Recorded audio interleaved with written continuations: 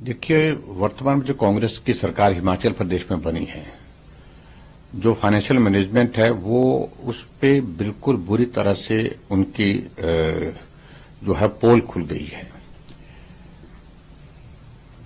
हिमाचल में बहुत सारे कर्मचारी अलग अलग डिपार्टमेंट में हैं, कॉरपोरेशन में हैं, बोर्ड में हैं, जिनको समय पर सैलरी नहीं मिल रही है। ये तो आपने एक कॉरपोरेशन का जिक्र किया जो एचआरटीसी है, जो ट्रांसपोर्ट कॉरपोरेशन हमारी हिमाचल प्रदेश की है, और उनके कर्मचारियों को सैलरी नहीं मिलना और कई महीनों से सैलरी नहीं मिलना, ये चिंता का विषय है। वो हड़ताल पर भी गए, वो उन्हें मुख्यमंत्री से बात भी की, लेकिन उसके बावजूद उनकी समस्याओं का समाधान हुआ नहीं। इसके अतिरिक्त उनके जो मसले हैं, जिन मसलों को लेकर के वो हमेशा सरकार के साथ बात कर रहे हैं, वो तो हल हुए ही नहीं।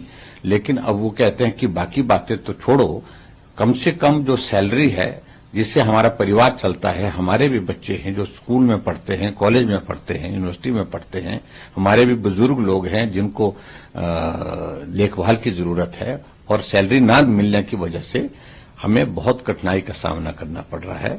सरकार पूरी तरह से असफल हुई है, और मेरा ये मानना है कि हिमाचल प्रदेश में एचआरटीसी की सैलरी ना मिलना ये बहुत ही दुर्भाग्यपूर्ण है।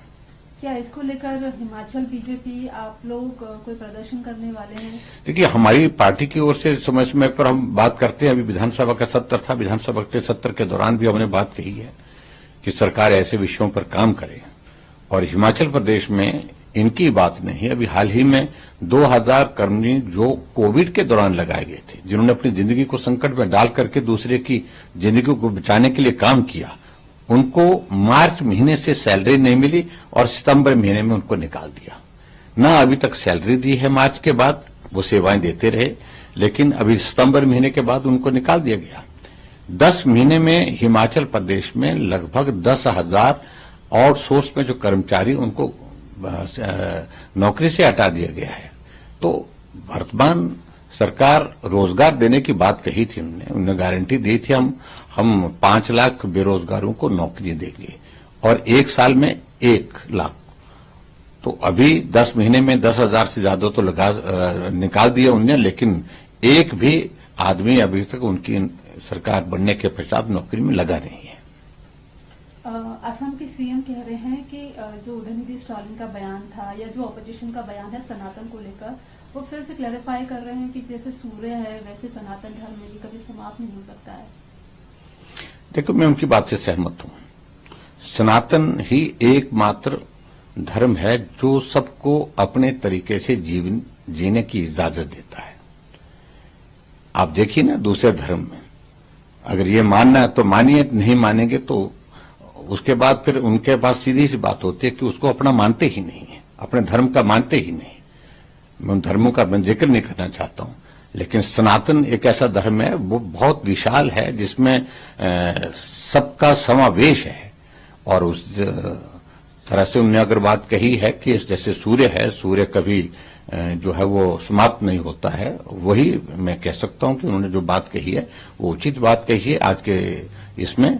और जिस प्रकार से राजनीतिक लाभ लेने के लिए विपक्ष के लोग धर्म को लेकर के राजनीति आगे बढ़ा करके करने की कोशिश कर रहे हैं, और सनातन एकमात्र ऐसा धर्म है जिसके लिए गाली दे रहे हैं। अन्यथा उनको मैं ये कहना चाहूंगा कि अगर आप इस्लाम के खिलाफ गाली देकर के देखिए ना, आप क्रिश्चियन के खिलाफ गाली देकर के देखिए, क्या हालात बनते हैं। ये सहन शक्ति, ये संवेदनशीलता, ये सबको अपने साथ जोड़ने की जो अगर कहीं खुली जो है, खुली बात कहता है और खुली स्वतंत्रता है, ये सिर्फ सनातन में है।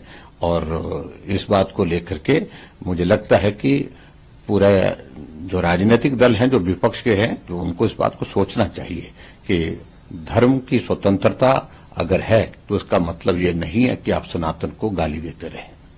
अखिलेश यादव कह रहे हैं कि बीजेपी भी कास्ट सेंसस का समर्थन करेगी, क्योंकि शायद आप लोगों के पास अब रास्ता नहीं है और आप लोग प्रचार काफी अच्छा करते हैं, तो शायद ये सिचुएशन ऐसी बन रही है। देखिए, अखिलेश यादव की बात पर मुझे लगता है कि बहुत गंभीरता से, जो भी कास्ट सेंसस की अगर बात करें, जिस तरह से इसको एक शेप दे दी गई, जिस तरह से इसको चर्चा में लाने की कोशिश हुई है बिहार स्टेट के बाद, मैं समझता हूं उसमें सिर्फ राजनीतिक एक मकसद है, राजनीतिक मकसद के सिवाय और कुछ नहीं है।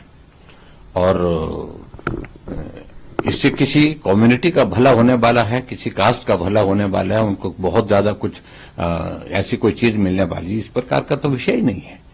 सिर्फ राजनीतिक दृष्टि से इस विषय को खड़ा करने का, और सबसे बड़ी बात है कि राजनीतिक दृष्टि से जो डिवीजन करने की कोशिश की जा रही है कास्ट के नाम पर, ये भारत के लिए बहुत नुकसानदायक है। आखिरी सवाल है, कई राज्यों में चुनाव होने हैं, मध्य प्रदेश की बात की जाए, राजस्थान की बात की जाए, आप लोग बीजेपी कितना समझ रही है जीतेंगी? क्योंकि कांग्रेस क्लेम कर रही है कि दोनों ही राज्यों में आप बीजेपी ने कोई काम नहीं किया है, मध्य प्रदेश में तो आपकी सरकार भी है, राजस्थान में भी आप लोग पॉलिटिक्स कर रहे हैं, ऐसा वो कह रहे हैं, आपके पास कोई चेहरा नहीं है। देखिए, पार्टी का केंद्र का नेतृत्व इन सारे विषयों को लेकर के निर्णय करता है, और जो भी निर्णय होगा वो पार्टी हित में होगा। और मेरा ये मानना है कि ये पार्टी का अपना मसला है कि हम चेहरे पर चुनाव लड़ें या सामूहिक नेतृत्व में हम चुनाव लड़ें। जो भी पार्टी को उचित लगता है, ऐसा निर्णय एक बार नहीं अनेक बार हुआ है पूरे देश भर में, अलग अलग राज्यों में। और ऐसी सूरत में भारतीय जनता पार्टी आज देश की नहीं दुनिया की सबसे बड़ी पार्टी है।